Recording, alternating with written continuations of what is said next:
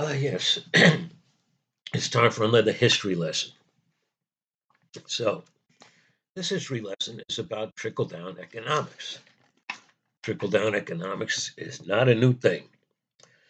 Trickle down economics is just an expression we use to describe the massive transfer of wealth from most of the people, the majority to the minority.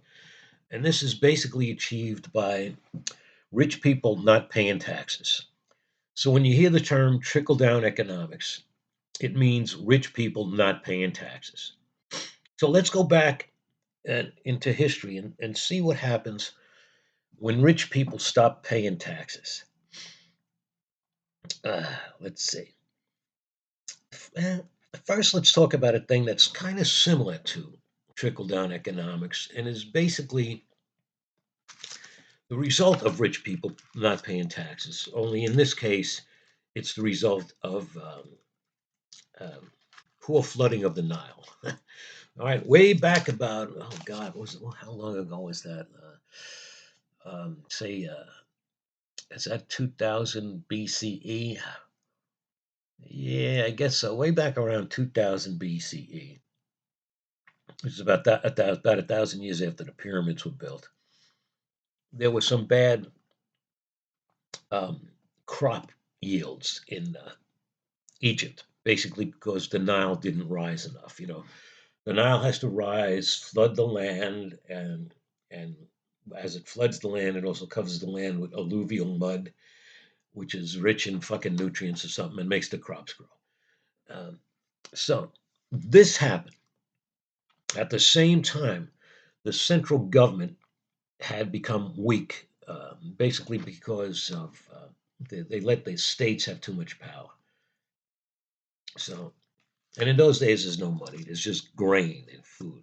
So, um, the central government, once there's a few bad years of crops, the central government cannot provide the states with grain to feed people. Somebody trying to steal my money. Uh, the central government cannot provide the states with grain uh, with which to feed people. So this would be like, in the context of trickle down economics, this will be like when the federal government runs out of money because rich people have stopped paying taxes. So although it didn't have the same cause, the Egyptian, let us say, famine, it was a famine. The Egyptian famine had the same result. The federal government was unable to support the states.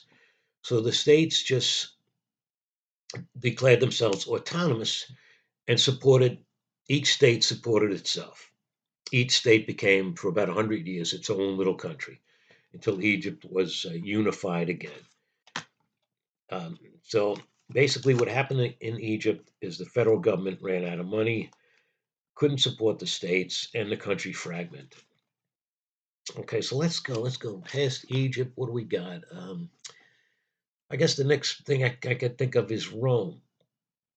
Now, in the late Roman Empire, rich people didn't want to pay taxes. They they stopped paying taxes, and what many of them did was they left Rome. They moved to their estates in southern France, where they eventually invented the feudal system eventually evolved out of this.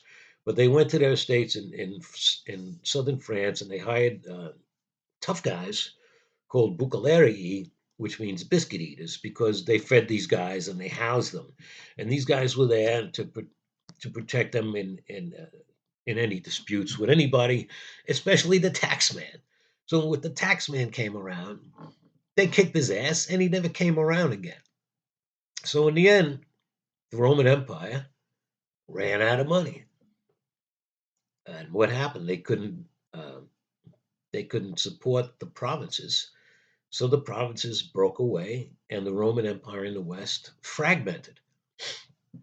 It went on a while in the East as the Byzantine Empire. Um, but that was basically trickle down economics. Rich people not paying taxes. They mean the same thing. So we're going to fast forward to France in 1789. Rich people not paying taxes. Government runs out of money. People are starving. They go hog wild and they tear down the Bastille, and they eventually cut off the king's head, and they eventually cut off the head of Marie Antoinette, who wasn't really a bad person. She wasn't the brightest bulb in the pack, but she wasn't a mean person. She didn't say let them eat cake.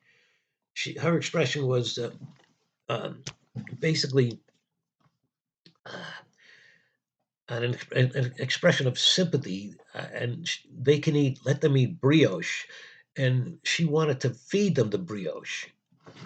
They didn't have anything else to eat, so she thought, well, we can feed them brioche. But there was a lot of bad press about Marie Antoinette, and they took this the wrong way.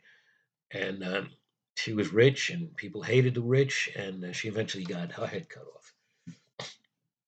Okay, so and once again, France ran out of money because rich people stopped paying taxes, which is basically what trickle down economics is.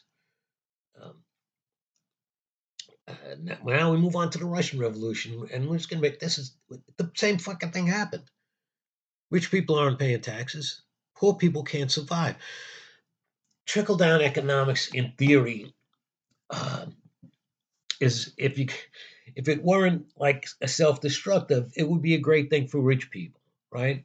And it is a great thing for rich people as long as it lasts, but it cannot last forever because the rest of us don't have, even the rest of us all added up, don't have as much money as that tiny little bit of rich people. And we cannot run the country, we cannot support the country. So that's what happened in what Egypt, Rome, France, Russia, and of course in Russia the whole Romanov family had to be executed, uh, lest they become the figureheads for a revolution, an aristocratic counter-revolution. Of course, the Russians were really on the right track to socialism. I'm going to digress here. Uh, and they would have had a union of Soviet socialist republics had not fucking Lenin used the Bolshevik violence to make himself a fascist autocrat. He, he called himself a communist. Anybody who calls himself a communist is either a theoretical communist or a fascist autocrat, right? There's never been a real communist country. And I think I talked about this in another video, so I'm not going to belabor the point. But what you got to do is remember that when you hear the words trickle down economics, it means rich people stop paying taxes. Oh, and MIT gives us till 2040 uh, until economic collapse because I don't know if they said it's because of trickle down economics, but it's because of trickle down economics, which has in fact sucked $80 trillion out of the economy since Ronald Reagan. This is why there's no money around. It's all sitting in rich people's bank accounts. Even if Scump gets impeached tomorrow, the next guy that comes in is going to have to do away with trickle down economics, or the country's going to fragment because the federal government is going to run out of money. And then the states are not going to want to take orders from the federal government because the federal government will then be fucking useless. I mean, it's fucking useless now.